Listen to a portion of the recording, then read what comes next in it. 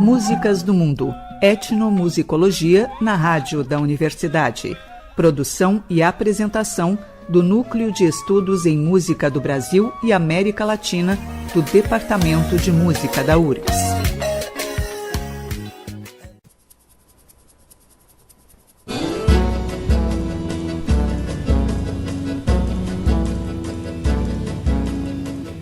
Boa noite, ouvintes da Rádio da Universidade. Eu sou a violinista e doutoranda em etnomusicologia, Clarissa Ferreira, e está começando mais uma edição do programa Músicas do Mundo, etnomusicologia na Rádio da Universidade. Coordenação e direção geral, o professor Reginaldo Gil Braga e a equipe de apresentadores formada por mestrandos e doutorandos do programa de pós-graduação em música e pesquisadores associados.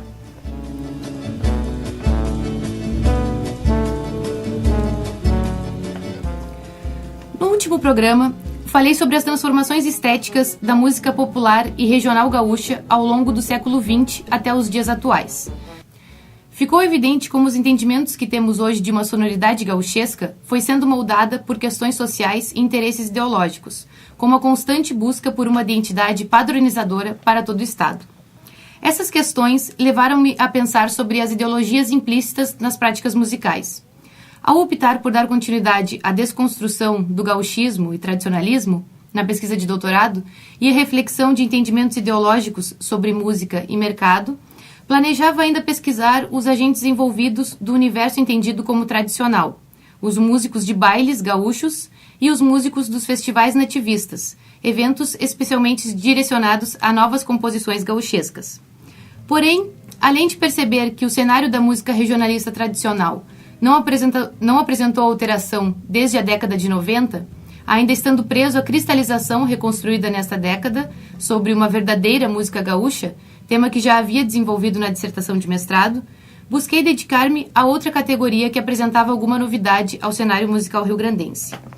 Optei por pesquisar a produção musical que desconstrói o paradigma construído do gauchismo, com práticas musicais atuais, ao invés de continuar com a desconstrução de uma cultura que, apesar de hegemônica na mídia dominante, apresenta-se marginalizada devido à falta de diálogo efetivo com a sociedade. Pude observar nos últimos 3 anos um crescente número de trabalhos de músicos gaúchos que possuem alguma relação com o regionalismo gaúcho, mas que, a partir de novas formas de realização e financiamentos dos trabalhos musicais, podem experienciar e expor suas identificações a partir de uma amálgama de elementos culturais. É o caso dos músicos convidados de hoje aqui do programa. Paulinho Goulart, representando o grupo instrumental Picumã, conjunto composto por músicos que possuem trajetória na música nativista, mas que na formação do grupo e na produção de seu trabalho independente, expõem suas influências através de composições próprias que mesclam sonoridades do jazz e choro, além de sonoridades compreendidas como gauchescas. Paulinho também atua em outros trabalhos, acompanhando o cantor Esteban, e também o músico Pirisca Greco, outro importante nome ao falarmos da renovação da música regionalista do Rio Grande do Sul, entre outros artistas do cenário regional. Também com essa singular hibridização em seu trabalho, o convidado Gabriel Romano. Acordeonista, advindo de uma larga vivência com a cultura gauchesca, a partir de seu trabalho por muitos anos em grupos de dança tradicional gaúcha, apresenta os códigos sonoros construídos socialmente da cultura gauchesca, os ressignificando a outros entendimentos estéticos a partir da influência de outros gêneros musicais, como da cultura cigana e latino-americana, claramente explícitas em suas composições. Para começar a conversa, gostaria que vocês contassem um pouco da ligação com o regionalismo do Rio Grande do Sul e de que forma essa identidade influencia o seu entendimento artístico e suas obras. Então, boa noite, Gabriel. Pode contar um pouco para nós da tua trajetória e desse teu trabalho? Boa noite, Clarissa. Boa noite. Bom, eu comecei a tocar em CTGs com mais ou menos 12 anos ou 13 anos de idade. Quando eu comecei a fazer parte dos grupos de dança. E aí, desde então, eu fiz disso a minha renda, assim, né? Para me sustentar e para sustentar os meus estudos e a minha família também, né? Mais tarde. Então, eu tenho muita influência da música gaúcha e Mas não a música dos festivais, né? Você também tem bastante influência, porque eu sempre ouvi bastante. Mas eu sempre tive muito contato com a música tradicionalista dos CTGs. Eu fui pai muito cedo, né? Eu fui pai com 17 anos. E aí isso acabou me forçando a ficar durante mais tempo dentro desse meio, porque eu acabei me estruturando muito ali, né? E aí acabei também dependendo desse trabalho para poder seguir na música, para seguir estudando. E também eu tenho um grande carinho pela música regional, pela música de todo o nosso continente, assim, né? Principalmente a música do sul do continente. Mas tenho a cabeça aberta, assim, eu gosto de ouvir músicas do mundo inteiro. E hoje eu não me prendo só à música regional, né? Como eu toco o acordeon é muito ligado à música daqui, essa música gaúcha. E então eu não consigo me desprender disso. E isso acaba aparecendo, né, na minha música até hoje, mesmo tendo elementos de outras músicas, né? Sim, acaba ficando evidente, né, no próprio sotaque, né, do jeito que tu toca, e também nas composições. Sim. Com o uso de alguns ritmos, né, como a polca, o candombe também, que é um ritmo sul-americano, né, que é bem presente nas tuas composições, né? Como é que é isso, assim, a influência nas composições? Bom, quando eu comecei a fazer o Doce é a Passagem, né, esse disco, eu tinha muita vontade de demonstrar justamente isso, assim, né? O que dava para fazer com a música sul-americana. E que dava para mesclar com outros gêneros. Eu queria brincar com isso, assim, né? Uhum. Muito inspirado na Tropicália, que foi uma união, assim, né? Foi uma quebra de fronteiras, assim. Uhum. E eu quis fazer isso com a música que tinha mais próxima de mim, né? E eu sempre ouvi muito, assim, candombe eu gosto demais, milonga, chamamé. E aí eu comecei a tocar com o Ivan Andrade, que é um violinista que tocava música cigana, a gente tinha uma banda de música cigana. E aí eu decidi fazer um chamamé que tinha elementos ciganos, assim, né? E daí foi a primeira música que eu fiz desse trabalho, que é a Correntes Andarilhas. Uhum. Que faz uma referência, né, ao chamamé e aos ciganos. Por isso do nome. Muito legal. E, Paulinho, pode contar para nós também um pouco da trajetória, de onde tu veio? Tudo bem, Clarissa? Tudo bem. Boa noite aos ouvintes. Bueno, venho de uma família de músicos, né? Aprendi a tocar através do meu avô. E o meu avô, ele era o mais velho de 14 irmãos, né? Era gente. Não tinha televisão nem WhatsApp naquela época. Então, só que desses 14 irmãos, 12 eram músicos, né? Algum tocava uma harmônica, um tocava um pandeiro, um tocava um violão, né? E o meu avô, o mais velho, tocava gaita, tocava violão, gaita ponto, gaita piano. Então cresci nesse núcleo da família, assim, onde a gente se encontrava os domingos, sempre tinha o churrasco da família domingo e aquela coisa que ia todo dia, todo mundo tocando um pouco, assim, né? E era bem variado, porque assim, tinha o meu avô que tocava música bem tradicional, como rancheira, vaneira, xote, e ao mesmo tempo já tinha o irmão mais novo dele, que era o meu tio Carmo, contemporâneo da minha mãe, que tocava guitarra e já tocava blues e já tocava outras coisas. E os meus primos mais velhos também já tocavam um violão, um já tocava uma bossa, outro já tocava um choro. Então tinha esse núcleo familiar. Mas como o Gabriel também, no CTG também foi um lugar que desde cedo, minha mãe cantava também, foi cantora, a primeira prenda de CTG, cantou em grupo de dança e tal. Então desde cedo eu comecei a participar desse núcleo de CTG aí, primeiro dançando já, Invernada Mini Mirim, Mirim, e quando eu comecei a tocar, com 10 anos eu comecei a tocar, com uns 12 eu já comecei a tocar para os grupos de dança, né? Então o CTG tem uma grande influência, assim, na minha trajetória, assim. Depois comecei a tocar baile, fandango, assim, né? No interior lá de Uruguaiana, em Uruguaiana, lá participei de 2 grupos de baile lá. E fui indo ali, depois fui para Santa Maria uma época, quando cheguei com uns 17 anos, eu cheguei e senti a necessidade, eu quero estudar música para valer agora, tudo isso que eu aprendi em função da minha família, é maravilhoso, é uma baita bagagem, mas agora eu quero ir além, aprender outras coisas. Tinha uma curiosidade muito grande, né? Então fui morar em Santa Maria. Em Santa Maria, chegando lá, eu conheci o Elias Rezende, um acordeonista, que me apresentou um novo universo no acordeon, que eu cheguei lá achando que a gaita dava para tocar só shot, vaneira, rancheira, um chamamé, mais diferente que a gente tocava num chamamé, né? Que conhecia as influências que eu tinha, eram os irmãos Bertucci, era o Nelson Janete, eram os Cobras do Teclado, os Mirins, o Albino Manique, o Antoninho Duarte. Quando cheguei em Santa Maria, o Elias me apresentou um universo completamente novo para mim, que aí me apresentou o Sivuca, me apresentou o Dominguinhos, me apresentou o Richard Galliano, e ali eu assim, nossa, que loucura, ali foi meu despertar para estudar música mesmo, e aí senti que eu tinha que estudar mesmo e correr atrás, né?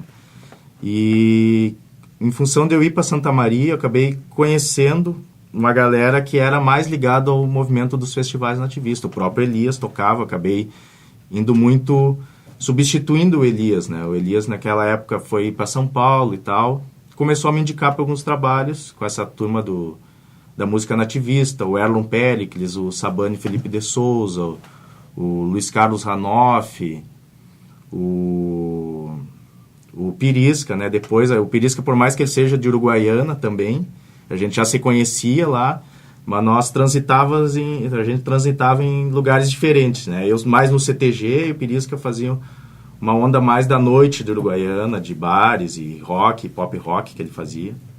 E em Santa Maria, através dessa conexão com o universo dos festivais, que a gente acabou se encontrando, né? E aí começou toda uma produção ali com o Erlon, que foi um baita parceiro, assim, que o festival tem aquela coisa de tu gravar a música, né, mandar para uma triagem lá, né? Então a gente começou num trabalho, uma parceria de gravar. A gente gravava todo dia, a gente tinha uma música para gravar, ou do Erlon, ou do Sabane, ou de um parceiro, ou de outro. Então a gente gravava e essas músicas, conforme iam passando, a gente ia participando dos festivais, né? Até que foi 2008 a gente resolveu vir para Porto Alegre, aí juntamos uma galera, e eu, o Erlon Pericles, o Cristiano Quevedo, o Marcelinho Freitas, o Felipe Álvares, que era um contrabaixista, que a gente tinha um outro trabalho lá em Santa Maria, que era o Quarteto Galderiano, de música instrumental, que já era um princípio do que o Picumã faz hoje, né? De pegar músicas com uma harmonia mais elaborada, ritmos, assim, e colocar esse sotaque gaúcho, mas com uma cara universal, assim, né? De harmonias, de ritmos, assim, uma música que a gente conseguisse dialogar com os caras que tocavam jazz, com os caras que tocavam choro, né? E mais ou menos por aí, né? E aí surgiu o Picumã também. Surgiu o Picumã. Nesse contexto, né? Nesse contexto surgiu o Picumã. O Picumã surgiu em 2013, né? Eu e Teixo Cabral, a gente já tocava com o Pirisca há muito tempo já. E então sempre no camarim ali, antes dos shows, alguma coisa, a gente se encontrava e começava a tocar. Olha aqui, eu tenho essa música aqui. Ah, eu tenho essa outra música. Ah, eu sei essa música aqui do Lito Vitale. Ah, beleza, olha aqui, eu sei essa outra música aqui. Sei lá de quem, entendeu? Então começamos a tocar alguma coisa. Sempre começamos a criar um repertório, né?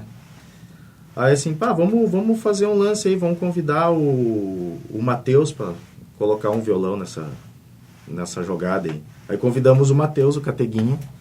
Então, em princípio, nós éramos um trio, né? O trio Picumã. Uhum.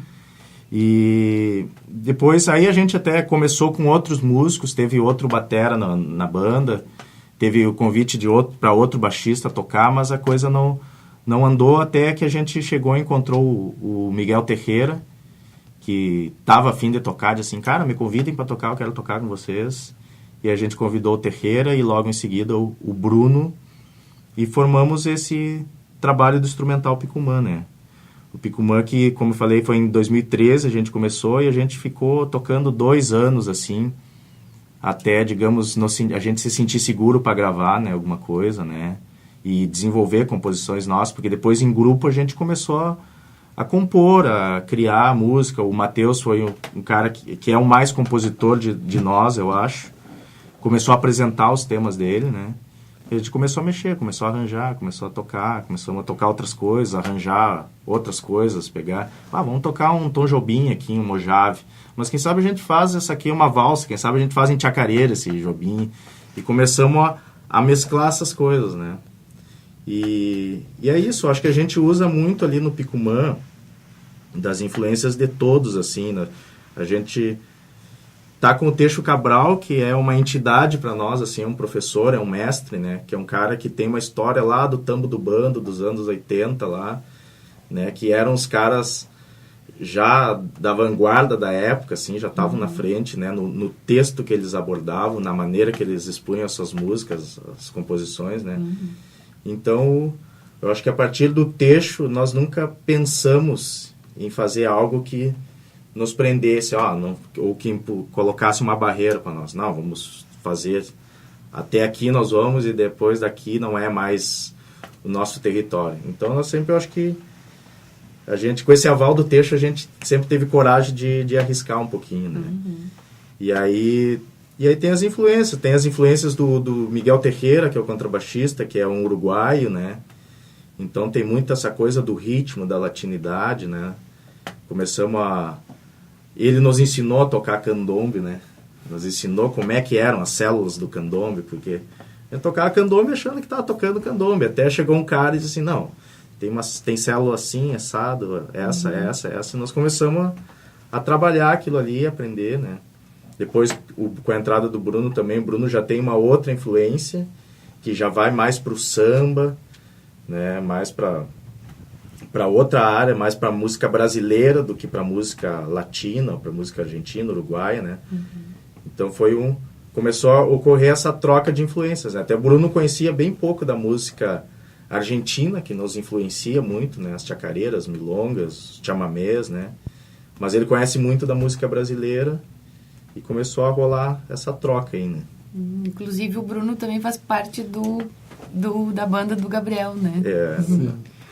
Então vamos ouvir uma faixa do instrumental Picumã? Pode ser a Chacareta? Pode ser a Chacareta. Que é a composição do Paulinho, junto com o Felipe Barreto e com o Zelito Ramos, que também é um nome dessa renovação, né, da música do Rio Grande do Sul, principalmente com canções, né? Então vamos ouvir. Posso falar uma coisinha? Claro. Que essa música Chacareta, ela foi composta na Casa 10, que foi uma república. Quando a gente veio de Santa Maria, eu, o Erlon, o Quevedo, Marcelinho e Felipe, acabamos morando numa casa aqui na Zona Sul, e que essa casa se tornou uma república e uma parada de todos os músicos, todos os amigos que vinham do interior, e o Zelito também morou na Casa 10. Então a Casa 10 para nós foi muito importante, porque era aquela coisa dos caras que vieram do interior, querendo mostrar trabalho, querendo um espaço na capital, e eu acho que a casa nos fortaleceu muito como grupo, assim, como amigos e músicos, assim. Muito legal. Então vamos ouvir Chacareta.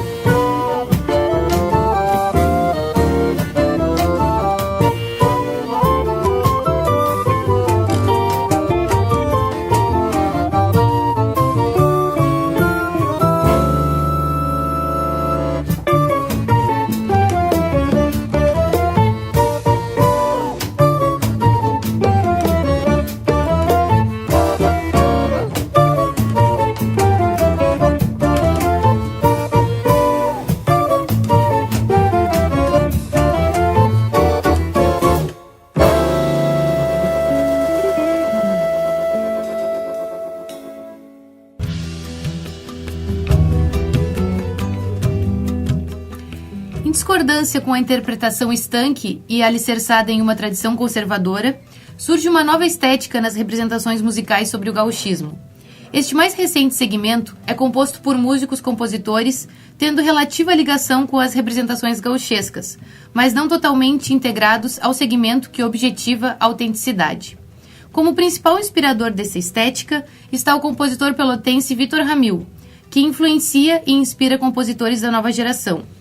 Após ter sido gravado por diversos artistas reconhecidos mundialmente, o músico é um dos principais representantes do Rio Grande do Sul ao se tratar de canção atualmente. Autor do ensaio A Estética do Frio, onde contesta as posições de Sudeste como centro da produção cultural brasileira e afirma que o Sul é centro de outra história e desenvolve a sua reflexão a partir da recusa ao estereótipo do gauchismo, ampliando poeticamente e sonoramente esses entendimentos cristalizados. Vitor recentemente falou sobre a condição do músico independente atualmente. No texto intitulado O Artista Paga Alto Preço por Levar uma Vida Não Convencional, publicado no jornal Zero Hora de Porto Alegre, instiga seus leitores ao tema. Afirma que o sistema atual não possui lugar para o artista e nem para a arte nessa sociedade que vivemos, sendo tratada como algo supérfluo. Sobre isso, gostaria de saber dos nossos convidados. Gostaria que vocês contassem um pouco sobre a condição do músico hoje, o que buscam transmitir em seus trabalhos, se existe algum planejamento de carreira ou como que é o tempo dedicado ao estudo e à própria construção, né, das composições, e como se deu um pouco da sua aprendizagem, como se dá ainda a sua aprendizagem, né? Bom, sobre o meu tempo de estudo, eu dedico meu dia inteiro assim para o meu trabalho e estudo, né? E consegui me organizar para fazer disso a minha vida, assim, né? Então, eu me dedico bastante para a composição e para o estudo do instrumento mesmo. Aí a maneira que eu me organizo é, tipo, a manhã toda fica para composição e à tarde para o instrumento. E aí de noite são os trabalhos, né, que aparecem. Desculpa. Eu poderia contar dos trabalhos que tu faz parte, né, de outros gêneros musicais, tu toca em alguns bailes, um grupo de forró. Sim, pois é. Formas que os músicos hoje conseguem lidar, né, com a música como um trabalho, né, e como uma forma de se manter hoje como um músico independente, né. Eu queria que pudesse falar um pouco sobre isso, sobre essas muitas facetas, assim, do teu trabalho. Sim, viver do meu trabalho autoral hoje é impossível, né? Embora ele esteja dando algum retorno, assim, né? Não é o suficiente para me manter, assim. Então eu acabo tocando em outras bandas. Aí eu toco em vários, assim, né? Tem banda de forró, banda de baile gaúcho. São vários, assim. Aí tem a orquestra de choro, né? Também, que é bem interessante. Mas não sei dizer agora, assim, todos os trabalhos, assim, mas aparecem vários, assim, e eu tô sempre fazendo esses trabalhos nessas gigs, assim, né, que vão aparecendo. Paulinho também, né? Acompanha bastante gente. Sim. Eu já trabalho profissionalmente com a música há 20 anos já, né? E a gente vai descobrindo, assim, a maneira de se organizar, né? De como tratar a carreira, né? E hoje, né, depois de um longo tempo, assim, eu percebi, pelo menos para mim, a maneira que funciona melhor, que a música ela tem que ser tratada como uma rotina de trabalho, assim, né? Eu tenho que cumprir como é que eu vou dizer, uma carga horária de trabalho, vamos dizer. Então meu dia, toda semana, ele começa a partir das 8h30 e vai até às 7 da noite, mais ou menos, né? Com atividades musicais, ou eu dou aulas, tem alguns ensaios com os trabalhos que eu participo, né? Eu trabalho também com produção, com mixagem. Então, durante a semana, de segunda a sexta, né? Ou de segunda a quinta, eu tento cumprir esse cronograma, essa grade, né? De horários, para também sobrar um horário para a família também, né? Que às vezes acaba também não sobrando. Às vezes a gente atropela, às vezes a gente entra à madrugada escrevendo um arranjo, mixando uma música, de acordo com a necessidade, né? E com as viagens também. E com as viagens. E aí os finais de semana tem as viagens, né? Então eu acompanho já trabalho com o Pirisca há 12 anos já. Trabalho com o Esteban há 7 anos, né? E esses são os trabalhos, digamos, de maior tempo, né? Que eu estou envolvido, né? E tem outros trabalhos mais recentes também. Eu trabalho com o César Santos, que é um artista jovem também aí, compositor, cantor e compositor. Está lançando seu primeiro disco, produzi o disco dele, o show dele. E aí também agora tive a honra de produzir o disco do DVD do Mário Barbará, né, e do Chico Sarati, que o Mário Barbará é uma grande influência, né? Me criei escutando esse cara nas Califórnias, lá em Uruguaiana, né? E o Mário Barbará, para mim, é um cara que é um divisor de águas de uma época, assim, né? A música até determinada etapa dos anos 80, ela tinha uma estética. Quando surgiu o Mário Barbará, ela se transformou, né, em uma coisa que me agrada muito, né, que eu acho legal. E depois de todo esse tempo aí, tive a honra de trabalhar com ele. Então a gente está em um projeto que é desse lançamento DVD Desgarrados, né, que a gente está fazendo shows. Eu estou escrevendo um songbook com as 15 obras lá dele que está nesse DVD. Então vou me organizando e vou me dividindo nesses trabalhos aí, né. E também com foco no trabalho do Instrumental Picumã, que é um trabalho independente, né, como o Gabriel falou. É um trabalho que ainda a gente não consegue se manter. O Picumã ainda não paga as contas, né. Eu acho que até a gente conseguir tocar... O Picumã está com 3 anos. Eu acho que quando a gente conseguiu tocar e ganhar o primeiro cachê com o Picumã, tudo que a gente tinha ganho, a gente tinha investido, né? Tocado em bar, uma porta num bar ali, bota no caixinha da banda lá, pra gente poder investir. E é o trabalho que a gente acredita, é o trabalho que nos dá satisfação. Não que os outros não deem, né? Mas esse é um trabalho que tem mais a nossa cara, né? Porque eu trabalhei muitos anos dando uma estética, né, com o trabalho que eu fazia de direção musical nos trabalhos, né, dando uma estética para o trabalho dos cantores, né. E a partir do Picumã, assim, agora vamos trabalhar as nossas composições, o nosso lado instrumental e tal. Não que é maravilhoso tocar com os cantores, principalmente com esses que eu falei aí, que são grandes amigos e grandes talentos eu tenho, assim, como eles, né. Mas o Picumã é isso, faz parte dessa organização também aí, desse foco aí, né. Muito legal. Vamos ver mais uma faixa, então, do trabalho do Gabriel, agora, do disco Doce é a Passagem. Pode ser Urucungu do Malungo? Pode ser. Dá para falar brevemente, assim, qual é a inspiração dessa música e o nome, o porquê do nome? Bom, Urucungu do Malungo, né, significa urucungo, né, berimbau de barriga,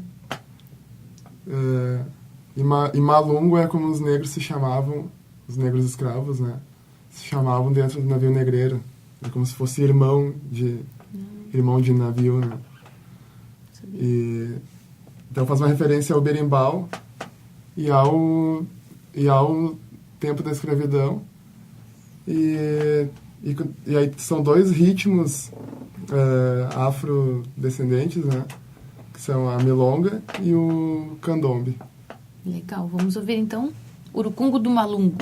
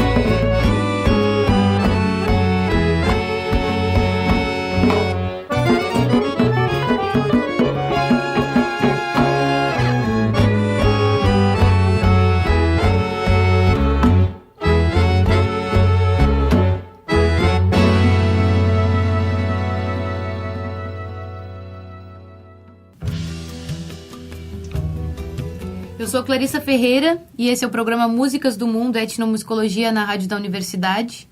Estamos aqui com os nossos convidados acordeonistas Gabriel Romano e Paulinho Goulart.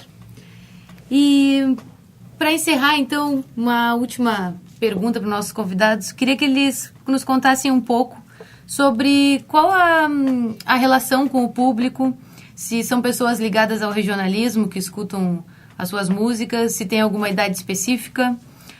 Também se existe uma estratégia de aproximação e divulgação do trabalho, algum segmento específico, algum nicho específico, né? E se existe também algum plano quanto à divulgação e difusão das suas músicas. Bom, quando eu comecei a compor as músicas, eu fazia parte do CTGs, né? Tava bem efetivo, assim. Então, eu queria poder vender esse disco para essas pessoas, né? O som que eu tento fazer é um som universal, então eu queria fazer a música regional que dialogasse com todos, e com todas as idades, e com todas as pessoas que gostam de qualquer tipo de som, né? E então, a minha ideia sempre foi fazer uma música para todos. Mas, infelizmente, não são todos que gostam da minha música, né? Por exemplo, eu descobri que o meu público não é o público do CTG. E com o passar do tempo vou descobrindo, né? Ainda estou descobrindo o meu público. Isso aí é um trabalho bem difícil. A gente vê a atuação... eu sou violinista junto com a banda do Gabriel, né? E a gente vê que tem um público grande em festivais alternativos, né? Podia falar um pouco sobre isso? Pois é. Aí nós tocamos há 4 anos atrás no Psicodália, em Santa Catarina. E isso aí transformou a minha vida, assim, porque eu vi que eu poderia levar a música, o meu som, né, para outros lugares e para outros públicos. E o público do Psicodália é um público cabeça muito aberta, né? Foi o primeiro ano do Psicodália multicultural. Aí foi legal, até o Yamandu Costa tocou naquele ano. Então é isso aí, eu tento levar para vários públicos. Já toquei em festival de gastronomia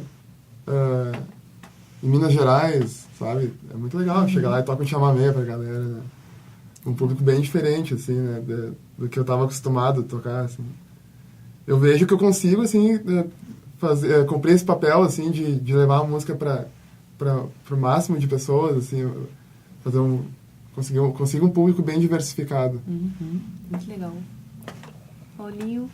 Eu acho, seguindo um pouco no raciocínio do Gabriel, nós também do Picumã, nós todos viemos do movimento dos festivais nativistas. Também no início a gente talvez achasse que o nosso público talvez fosse esse pessoal que consome a música nativista. Eu tenho uma esperança muito grande nessa gurizada de CTG, de invernada, assim. Eu acho que a música, ela marca, ela tem que atingir o jovem, eu acredito, né? Que é quem vai passar essa música adiante e tal. Acho que as pessoas mais velhas, elas consomem a música de uma outra forma, né? Mas é um desafio. Eu acho que públicos alternativos têm uma tendência a gostar mais do som que a gente faz do que esse público que a gente estaria focando no início, né? Não sei porquê, ainda é muito confuso, assim, o público, né? Aonde a gente quer chegar, né? O disco do Picumã foi feito através de um financiamento coletivo, que é uma forma legal, eu acho, de aproximação com o público, né? Porque os caras vão lá, eu quero ver o CD dessa gurizada, então eu já vou comprar, vou ajudar e tal. Então a gente consegue traçar uma conexão direta com essas pessoas, hoje através das redes sociais, do Facebook, aí a gente consegue estar conversando com essas pessoas e vendo quem é que gosta ou que está a fim de descobrir um som novo, né? O grande problema, eu acho, do CTG e do movimento dos festivais, que às vezes a galera não está disposta a ouvir um som diferente, uma fusão, né? Uma coisa mais diferente do que eles estão acostumados, né? Daquela forma tradicional, né? Então, esse é o desafio. Vamos seguir, né? Vamos seguir buscando aí, né? Quero deixar pro pessoal aqui a fanpage do Picumã, né? Pode procurar lá no Facebook a fanpage do Picumã. Lá tem a nossa agenda, tem os nossos vídeos, link pro YouTube, nós estamos no Spotify também, para conhecer o som, né? Eu acho que a gente está nesse momento de mostrar, de apresentar o som e buscando um circuito. Eu acho que o circuito que a gente quer entrar e se coloca bem é o circuito da música instrumental mesmo, né? Que hoje tem grandes incentivos aí, é um caminho que está tendo bastante incentivo de governo, de empresas e tal, em função dos descontos que dá aí nos impostos aí. Eu acho que esse é um caminho aí que a gente quer chegar. Legal. Bom, agradeço a presença de vocês. Muito obrigada. Obrigado. E o Gabriel também tá com o disco no YouTube, né? Quem quiser seguir, sim, tem uma página também no Facebook. Também está disponível para download gratuito no SoundCloud. Olha, que legal. E a partir do dia 22 de setembro, que é o dia do meu aniversário, vai estar disponível no Spotify também. Olha, muito legal. Muito obrigada, guris. Valeu. Valeu, obrigado.